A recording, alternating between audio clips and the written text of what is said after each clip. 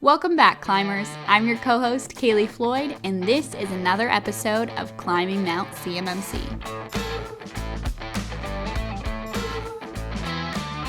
In today's episode, we're joined by Karen Stanford.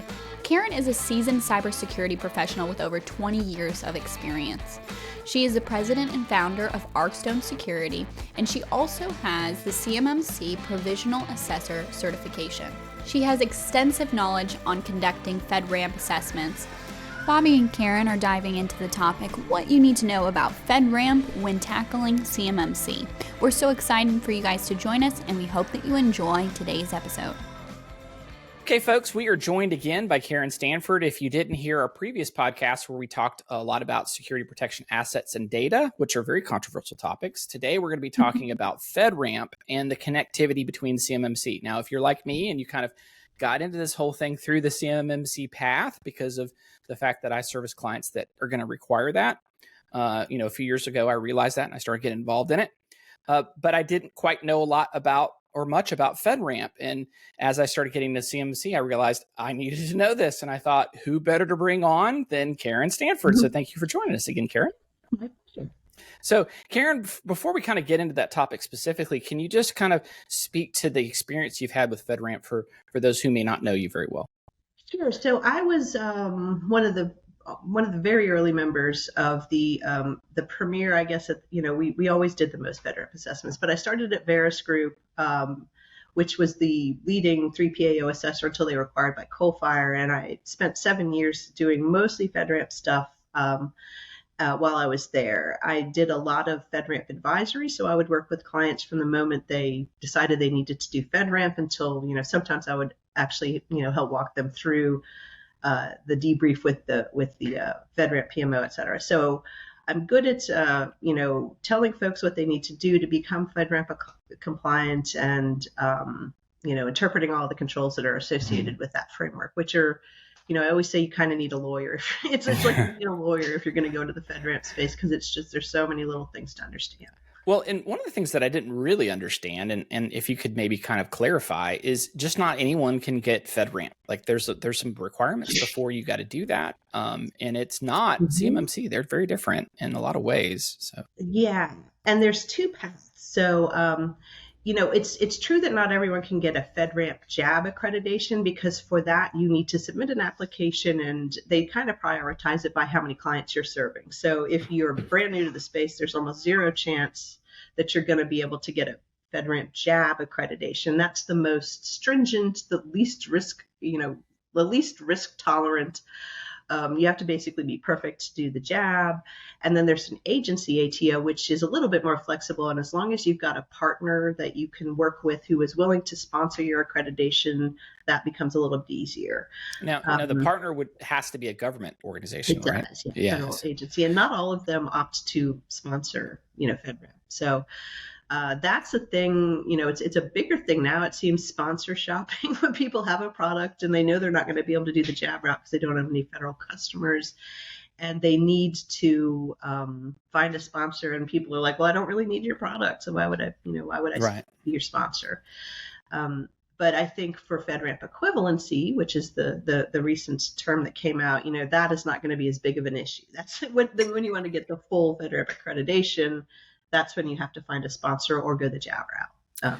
Yeah, and so, correct me if I'm wrong, kind of FedRAMP was started because of the fact that a lot of these federal organizations wanted to use cloud-based solutions, right? And they didn't have a means to do it that was authorized by the government. And right, I think the core concept behind cloud is that it's one size fits all. And before, the government used to have an individual contract to provide, to develop a system or to use the services, where you could dictate all of the controls that you wanted them to do to meet the federal requirements. And that's not what happens when you sign up for, 365. You don't have a special custom contract where the government can push its requirements down. So they kind of created this to help the federal government understand that, yes, they do understand the controls and they are meeting them, and they've been independently evaluated as having met them sufficiently.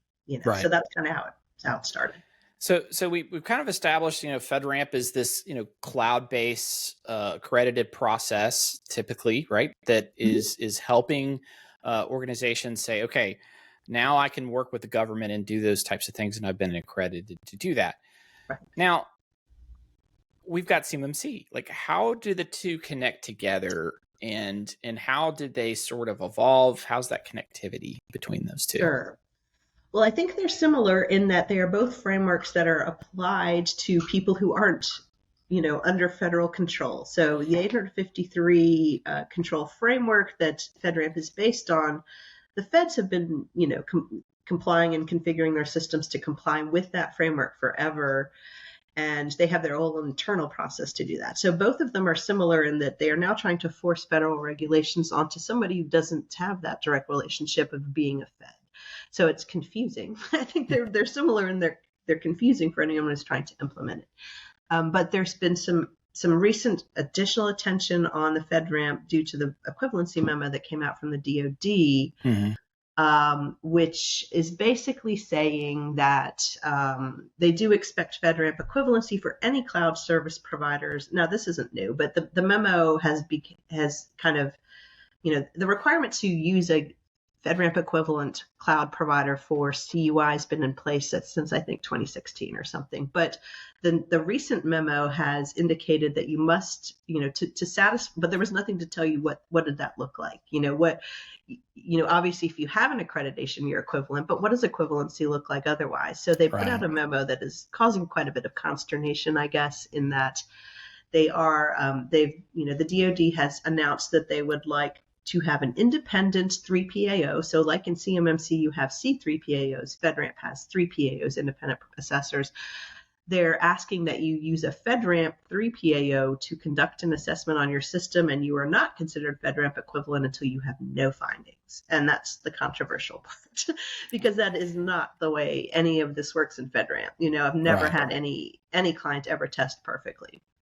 Yeah. So it's a super high bar, and I don't know that that's, it's super expensive. The cost differential is at least 3 times more to do an internal, a FedRAMP versus CMMC assessment, and to not have the ability to, fix a few things and keep a POAM, a plan of action and milestones, where you have things that you fix is not really sustainable. So that's why it's caused a lot of concern in the industry. Okay, so just to kind of take a little bit more back to the basics, with CMMC, the DFARS requirement refers to FedRAMP equivalencies, and a lot of people were trying to still participate in the ecosystem by saying our cloud solution is FedRAMP equivalent, and because there wasn't a very good definition of what equivalent to FedRAMP, so I guess to make a little bit easier term, like FedRAMP, right. The memo came out maybe a month or so ago. Is that right? Something like that from the time of this recording? I think it was published early January. Yeah. So, and it basically said, the bar for equivalent is almost perfection, really. And it pretty much just took anybody that was trying to hide underneath that umbrella off the table, because nobody in their right mind would try to pursue that. I mean, it's a little bit of a contradiction in terms, because risk management, ongoing risk management, is part of FedRAMP. So you were required to scan for vulnerabilities monthly and track anything that you can fix. It can take you several months to fix some of the lower impact. You're allowed to, take a while to fix lower impact vulnerabilities, and those are tracked as POAMs, and so to say that you can't have any is basically saying you have to stop doing this, which is causing a lot of confusion. Right. And that's really frustrating. So you can kind of see how all of a sudden now CMMC and FedRAMP are getting that connection, because if you want to do stuff in the CMMC ecosystem, you're following the 800, 171 and 171A processes, and you're using tools. When you start to do those types of things that are cloud-based, that's when people start talking about, well, you might have to use FedRAMP stuff. Can you kind of talk about that connectivity and why so many people have to utilize FedRAMP in their CMMC journey, and maybe also talk about some things they should perhaps know in when they're doing that. Right. So the first is, and I don't even know how this is going to resolve, but they've kind of, with the recent rulemaking and the DoD equivalency memo, they've kind of taken off the table their prior acceptance of anything with a FedRAMP accreditation as being okay. So they've kind of rolled that back a little bit, and everything is really, not locked in stone, and everyone's interpreting all of this differently, but they've kind of taken FedRAMP equivalency off the table with the recent updates, and have simultaneously published the requirement for FedRAMP equivalency to be perfect. So with respect to using FedRAMP products, I still do recommend it. I mean, it's hard to, the rest of the federal government is using FedRAMP products. Right, yeah. The defense industrial base can't. So if you have a need that you need to, and you're attempting to get accredited, I would still go ahead and use FedRAMP accredited products to the extent possible. And then we talked a little bit earlier about how does a managed service provider who doesn't necessarily even have a prime contract with the government and is, how can they even get FedRAMP accredited, without any business based in the federal government? Right. Yeah. Because a lot of these are through second or third party prime subcontractor relationships. So, I think use FedRAMP accredited products to the extent that you can, but I also have some significant concerns about that, in that the defense industrial base tends to do a lot of manufacturing, and some of the software as a service used for that is not heavily represented in the FedRAMP portfolio. There aren't solutions that you can use that are FedRAMPed for a lot of this stuff. So right now, what the process is now is for these organizations who have a cloud service product to hire a FedRAMP accredited third-party assessment organization and to conduct an assessment, and for it to, for it to be presented when they are perfect. They are in that brief period of time where they have no POAMs. And at that point, then the DoD will accept the equivalency. But absent that, I think if you are in this boat and you aren't certain what to do, I think that, especially if you're a managed service provider and you're not cloud, your focus should be on attaining compliance with whatever CMMC level you are seeking to comply with. But for FedRAMP, I think the objective, if you are attempting to get FedRAMP equivalent, your number one thing would probably be to get a gap analysis from somebody who understands the framework. They're super different. It's really hard for anyone in the commercial space to understand all the FedRAMP requirements up front. So if you're in the boat of, you're being told by your clients that you need to become FedRAMP equivalent, I think your first thing that you're going to need to do is understand what that means and what are some significant roadblocks that you might have in attaining that, because there are a lot. Yeah. And I think part of the challenge is going to be that as a managed service provider like me, I'm going to have a real time trying to find tools that are going to work for what we're trying to do for CMMC, because of those requirements that they've taken equivalency off the table, and that it's either in the FedRAMP ecosystem, or if it's a cloud-based tool, or it is, not collecting CUI at all, and you have to go through validating of that process. And it's just really difficult.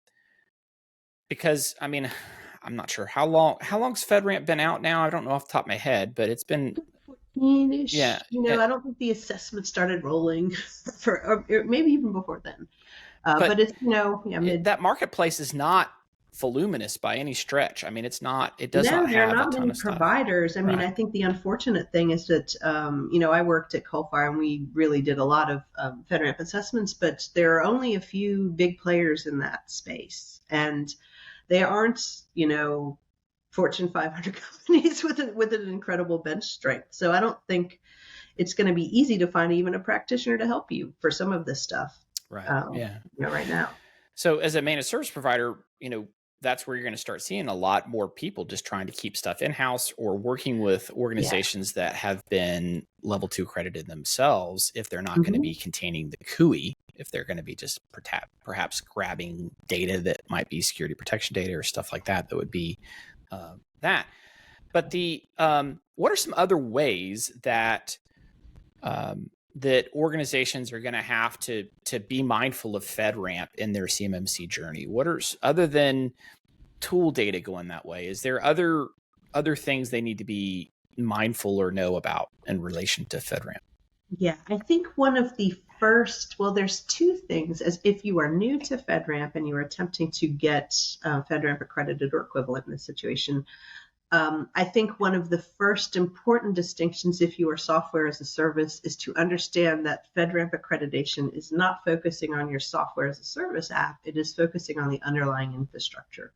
So that kind of ties into my second point. Most of the organizations that have currently gotten a FedRAMP accreditation have carved out a very small FedRAMP boundary that is distinct from the rest of their corporate environment. You do see that sometimes in CMMC, but you will typically see a very tiny footprint with respect to users and programs. It's really stripped down to what you absolutely need for the environment.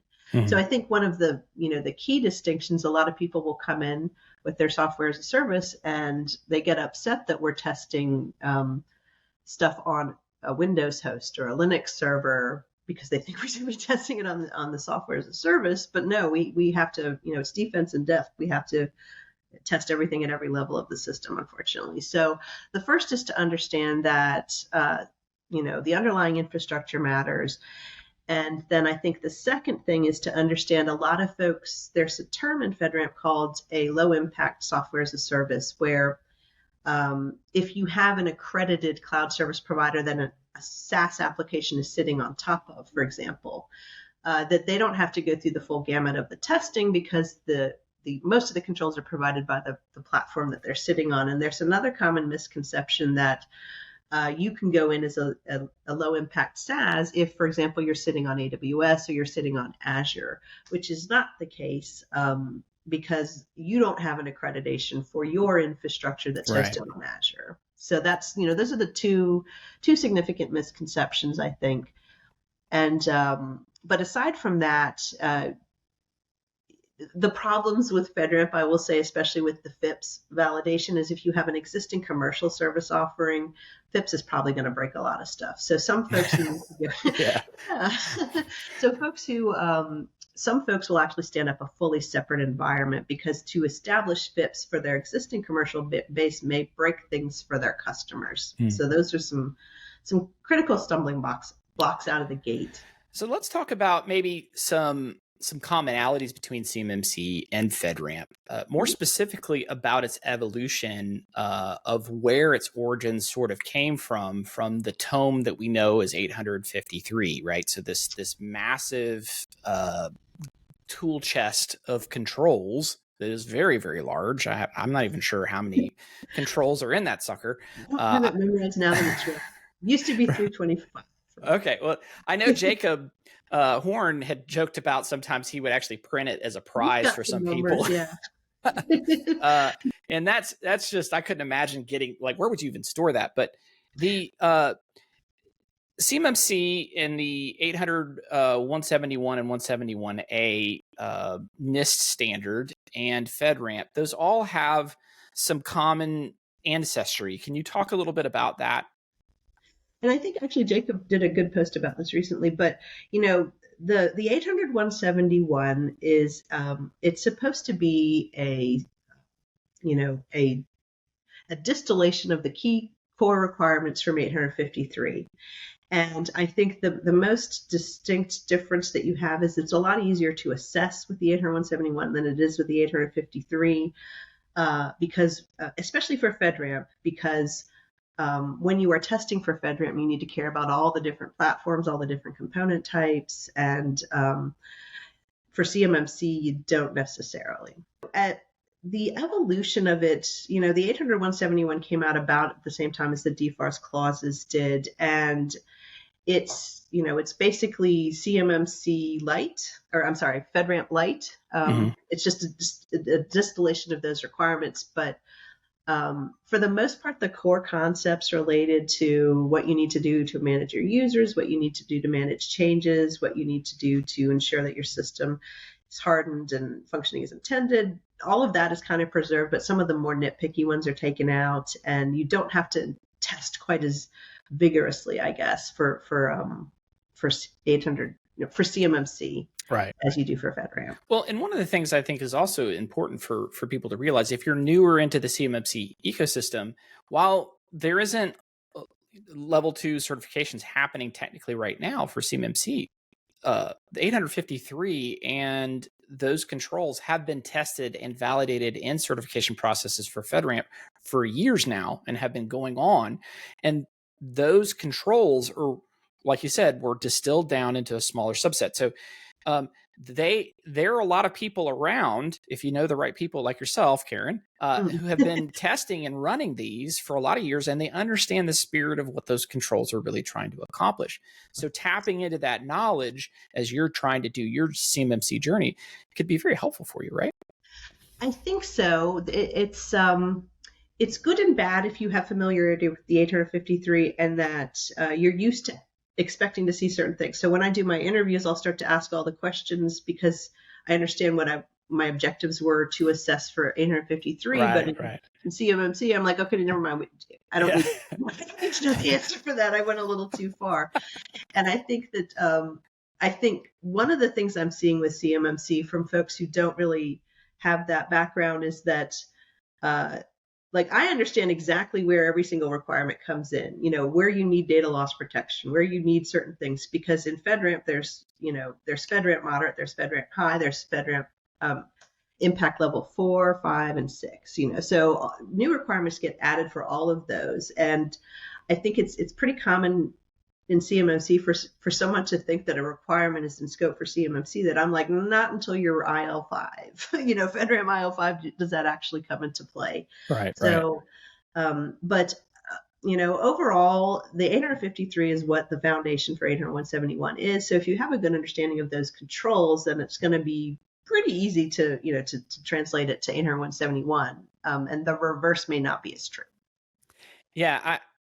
When I was kind of starting my journey and I was looking, I'm like, man, where's this coming from? And then I started digging into 853 and started looking at some of those and started listening to people talk about it. Then I started understanding a little bit more about what they were trying to do when they distilled it. And it's not necessarily very clear. And reading 853, it does not read just like 171 and 171A because of the way that they conjugated stuff together and compressed it down. They're changing that in the newer rev versions of NIST 800-171. Right. But they look different. And so as I first started, experiencing CMMC through 800-171, that standard that it's based off of, when I went to look at 53, I was like, what the heck is this? This is very different from what I was used to. And it really threw me for a loop. And I think if you're just really patient and you keep trying to listen to others that have a lot more experience with 853, you start reading it. Once you start getting in there, the Rosetta Stone starts to unlock and you start getting better understanding of it. But it's not very clear right off at least it wasn't for me as I was going through doing that. It's not for anyone. And I feel like sometimes it's harder for me because I started, 853 came out in 2005, I think, or 2006. So I'm pretty used to it, but it is designed to be accommodating of multiple different technologies. So you can read a control over and over again, and it doesn't make any sense until you realize that perhaps it's intended for a component that does transmissions versus, an operating system. And it's really hard to kind of track that. I will say, if you're in that boat and you're like, what are you talking about with this specific control? If you go into the 853, there is usually some supplemental guidance that might talk through a few different scenarios that could help. Yeah. But it's different, and it's designed to be very, very agnostic. They don't use terms like DNSSEC, but they describe the capability in there. Mm-hmm. So. That's tough for folks who are like, what are you talking about with this control requirement? So in those situations with FedRAMP and the commonalities in that commonality mainly kind of coming right from 853, which is the the source material, if you will, that things were based off of. I just feel that the evolution for CMMC is going to be really challenging as they are trying to really kind of guide that path, because you have a new revision of the 800-171 coming out, the new revision of 853 that's sort of coming out, and then the rulemaking with some other things like security protection data we hadn't quite heard about. It's like, people in this are just like, whoa, what's sort of going on? It really makes your head spin. It does. And, I think that the intent for the 800-171 and for FedRAMP both were to kind of simplify things, and that is just not always the case. 853 was designed because previously NIST would put out all these different publications. Here's a publication on incident response or configuration management. And before 853, we had to just kind of go through and figure out if they were compliant otherwise. So, it was 853 was nice, and it gave us a thing to go through basically that would hit all of the requirements. And, CMMC is kind of like that. But overall, I think it's just confusing to have to look at this and think about it from the context of your information system, of your boundary. All of the terms that they're going to use in these frameworks, such as a boundary, are just completely alien to anybody who hasn't been in the space. So unfortunately, it's a learning curve.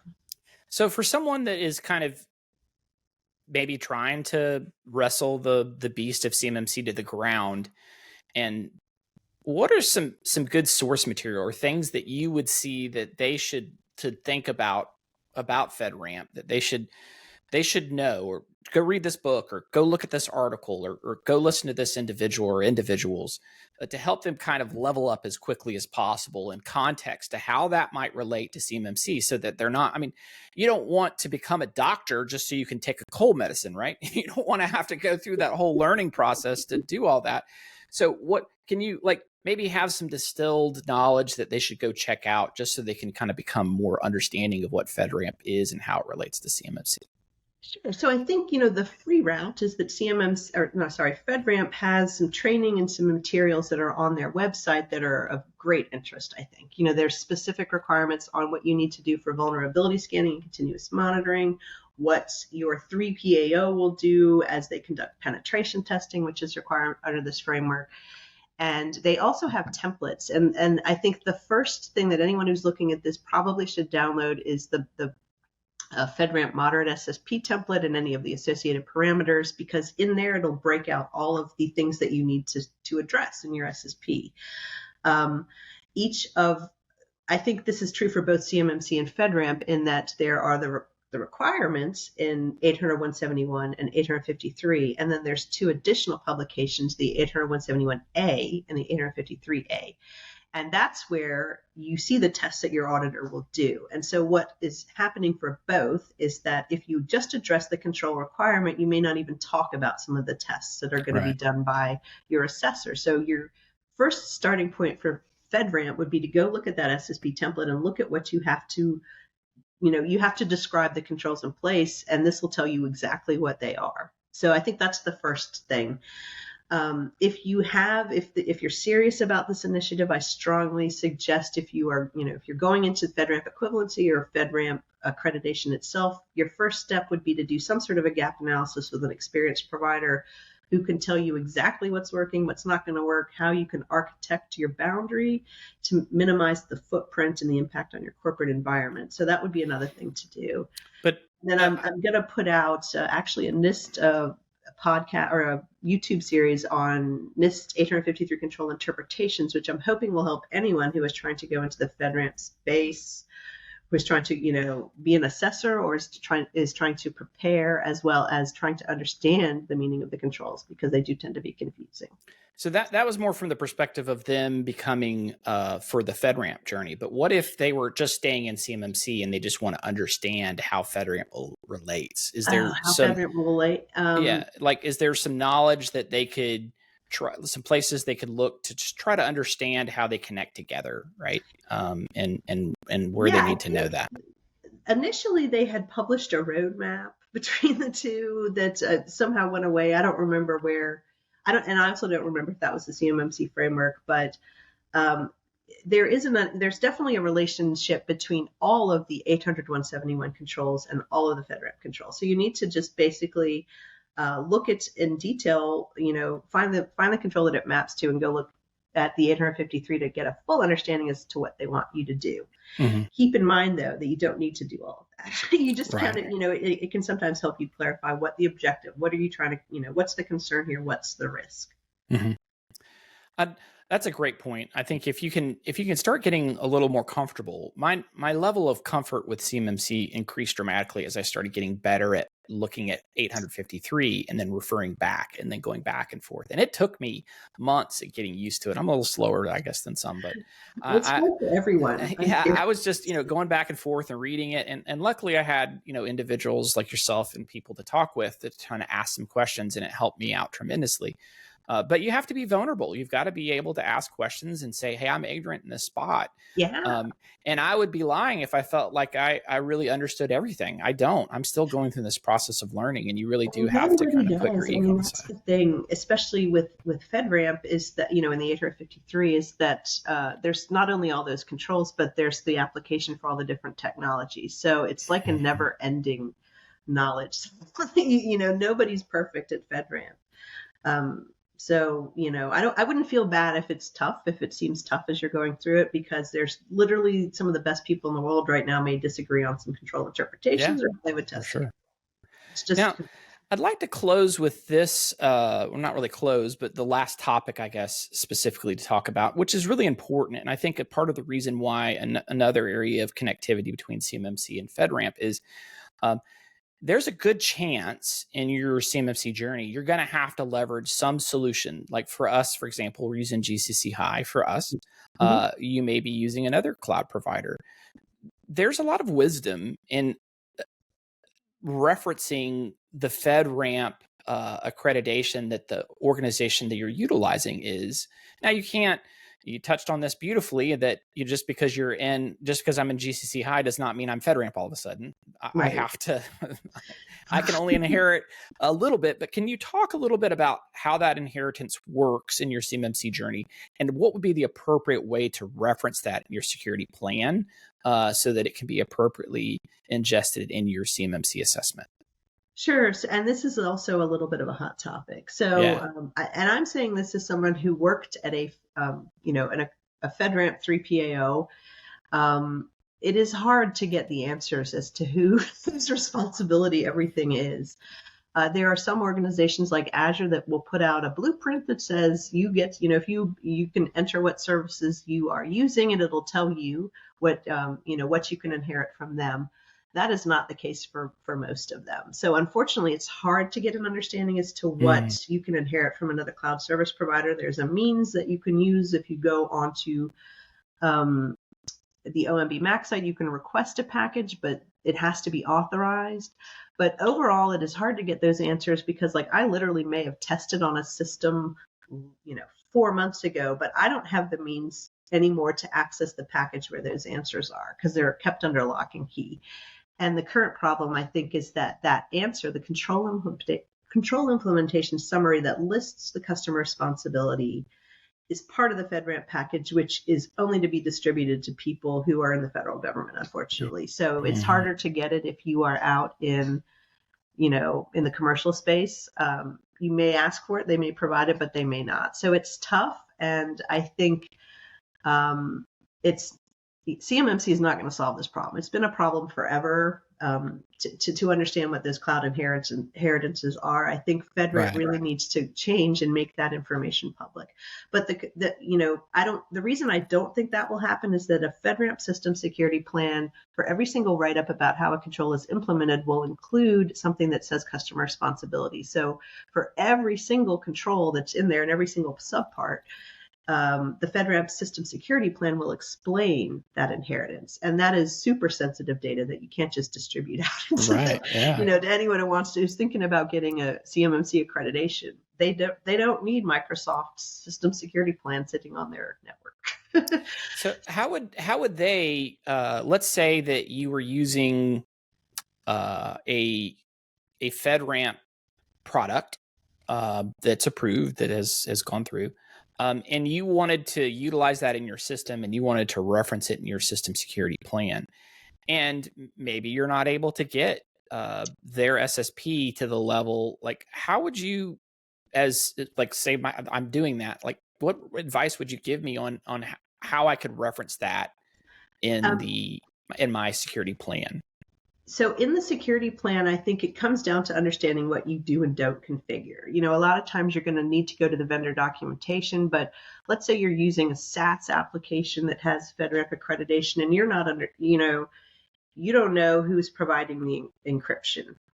Do I have to configure the specifics for encryption, or is that provided as part of the solution? So if you are the one doing the implementation, trying to get FedRAMP equivalent, you need to understand what you do and don't configure. So it involves a lot of heavy lifting with your admins who are setting it up, and a lot of evaluation. If you have some sort of SaaS product and you're uploading data, you need to understand, is the data that I'm uploading into it, does that live locally or is that over in the cloud? Mm-hmm. So it's a lot of work, and it's why organizations have entire divisions dedicated to help folks figure that out. But unfortunately, it's not always easy. And I guess that also helps you. That should be something you consider when you're picking a cloud or SaaS-based app, that you're going to go, well, okay, great, they're FedRAMP, I can lean on them. But if they're not going to give you the information to help, and they don't. I mean, it's just unfortunate in that it is bundled in with such sensitive data right now. Right. But unfortunately, like, since FedRAMP happened, this has been a perpetual problem where you don't understand. Yeah, what you will see is most of the managed service providers who are trying to get the accreditation or something will assume that they inherit something from the cloud, and they don't necessarily. Mm-hmm. So, I don't have a lot of advice. I'll be honest, this is something I have been struggling with, because I write system security plans for federal, feds who are using these products, or for other organizations who are attempting to get FedRAMP accreditation who use these products. It has always been a manual lift, now, almost always. There are some typical things that you could probably write into your system security plan that I don't think an auditor reasonably would push back, because you could just reference the FedRAMP accreditation of the product you're utilizing. Yeah. For example, physical security for that vendor that you're utilizing, and those types of things. I'm sure most auditors, if you just reference the fact that you have FedRAMP and just kind of point to that, would probably be okay with most of those things. But when you start getting into, like, say, for example, it's a SIM solution that's utilizing the aggregation of data, the auditor's going to want to know more than, hey, they're FedRAMP. They're probably going to want to know where that data is being saved. Yeah, they're going to want to know where it lives. They're going to want to know how it got there. Is it encrypted in transit? Is it encrypted with validated cryptography in transit? And those are the questions that, quite honestly, I've made a career off of helping clients answer, because it's not easy. You have to actually know what the product does. So if you're seeking services, in this field, you want to get someone who's got a lot of experience, because they may be able to just know that you're not, they're not going to offer that for you. I can't get the matrix right now, but I had access to it in the past, and I know that that's not an option. But yeah, it's tough. It's been tough, and I don't see it getting easier unless they separate that matrix out.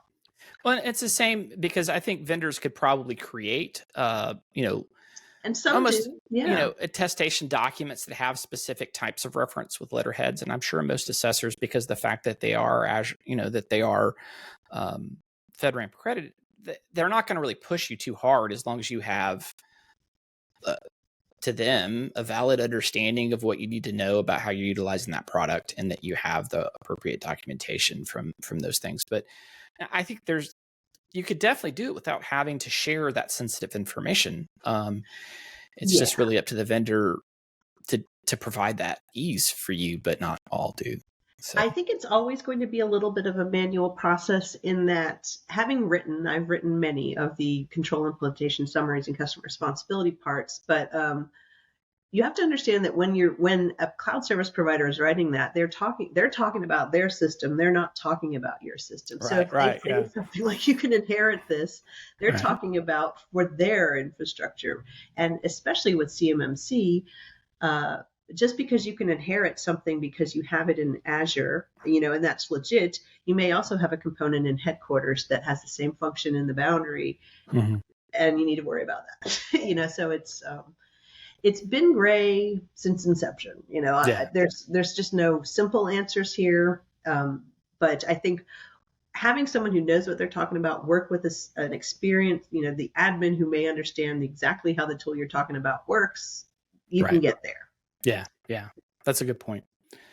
Well, Karen, thank you so much for joining us today and going through this very, which might at first seem relatively simple to kind of discuss, but as you start getting to, like most things in CMMC under the hood, it starts to get a lot more complicated, given the history of the connectivity with 853, about how all this ties a lot of the things together. So I appreciate you so much for joining us. Absolutely. My pleasure.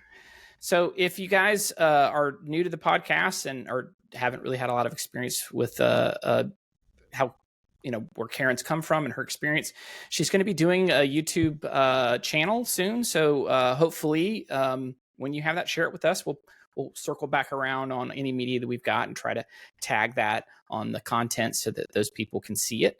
Because I think, Karen, the stuff that you're going to be sharing about your knowledge of FedRAMP is going to be hugely helpful. Can you just talk a little bit about, for if someone hasn't heard about it yet, about what it is that you're going to be doing? Sure. So I think you and I have talked a lot about the fact that the 853 and in some instances the 800 171 are confusing. And so my objective I'm launching a YouTube series called NIST Control Freak, where we go through each of the controls and evaluate what is the ask here? What are they specifically looking for?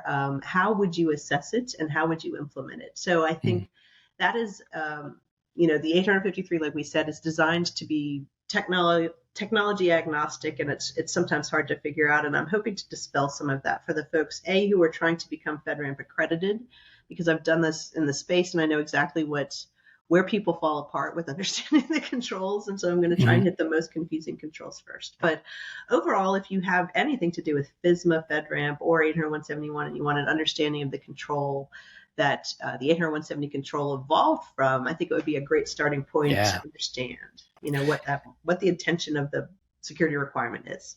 Well, I think if we fast forward 5 or 6 years and we look back to today, we're like, man, those guys and gals were pioneers. Like they're basically digging mines with chisels in their teeth. That's about pretty much it. And I am looking forward to that what you're going to be releasing, because I wish I would have had 50 or 60 videos of those for me to just go back and refer and look at. So I'm really looking forward to you having that content out. It's really, really needed. And thank you so much for doing that. And please you're always welcome on the show. We look forward to having you back. And check out Karen. If you're not, following her on LinkedIn, please do. She's always posting great stuff. It will be well worth your while. Make sure to follow us on LinkedIn and YouTube to stay up to date on the latest CMMC news. We hope you guys enjoyed today's episode and listen out for the next one. But until then, keep on climbing.